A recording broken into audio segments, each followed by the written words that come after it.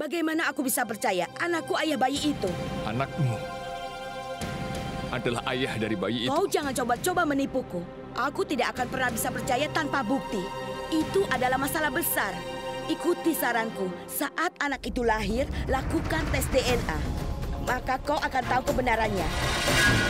Kau harus pergi sekarang.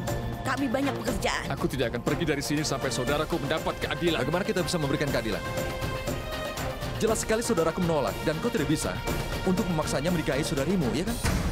Jika saudaramu berada di posisi saudaraku, apa kau masih berkata seperti itu? Kalau ada seseorang yang berselingkuh dengan saudariku, maka aku akan membunuh pria itu. Kau mau?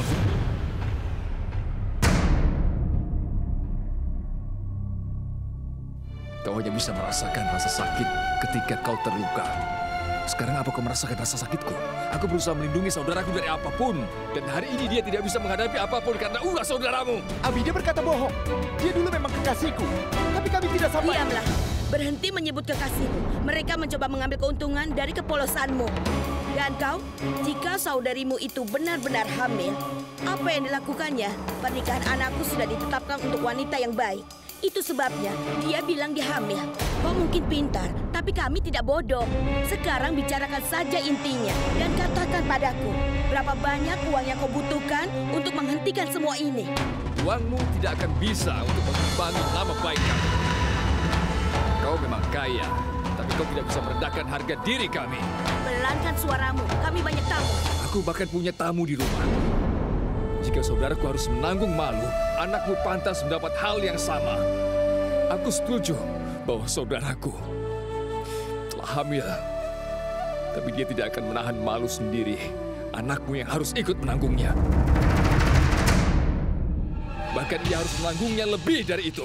Karena dia tidak bisa bertanggung jawab atas anaknya. Cukup.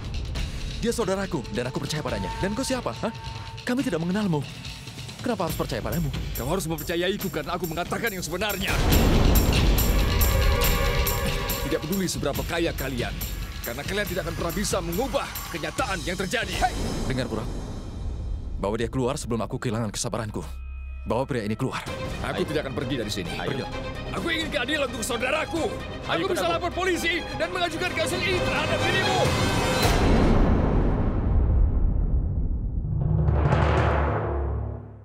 Biarkan dia pergi, Pura. Aku ingin bicara dengannya. Jadi ibu membelanya? Aku akan mengambil keputusan untuk keluarga ini. Aku masih hidup. Apapun yang dia katakan, bukanlah hal sepele untuk setiap wanita. Kita tidak bisa mengajukan pernyataan seperti itu. Akas.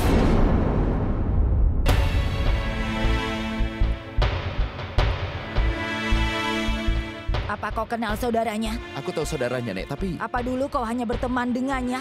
Nenek, dia dulu kekasihku. Ibu, saudarinya tidak punya bukti apapun. Ya Tuhan, selamatkan kami. Apa kau punya bukti atas keberadaan Tuhan? Tapi dia ada kan? Dan dia mengawasi kita semua.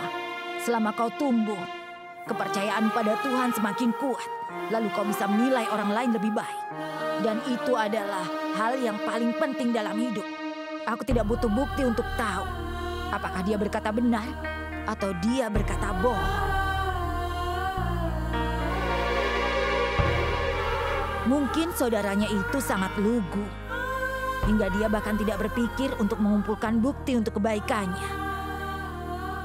Tetapi aku akan mencari tahu kebenarannya. Ada tamu-tamu di rumah kita. Mereka tidak boleh tahu tentang pembicaraan ini. Anakku, beri aku waktu. Aku berjanji kalau saudaramu sudah diperlakukan tidak adil, aku akan perbaiki kesalahan itu. Aku berjanji padamu, kalau cucuku menikah dengan saudarimu di kuil itu, dan dialah ayah dari bayi yang belum lahir itu, aku pasti akan menerima saudarimu sebagai istri dari cucuku. Dia harus menerima tanggung jawab ini. Dan keluarga ini akan bersikap adil. Kau bisa memegang kata-kataku. Aku janji padamu.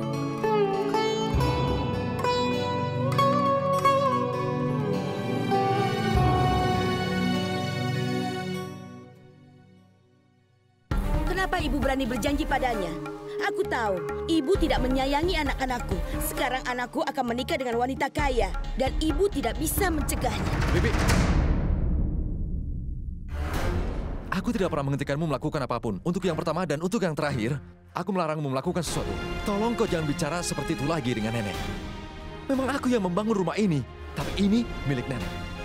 Kau mengerti? Ayo, Nek.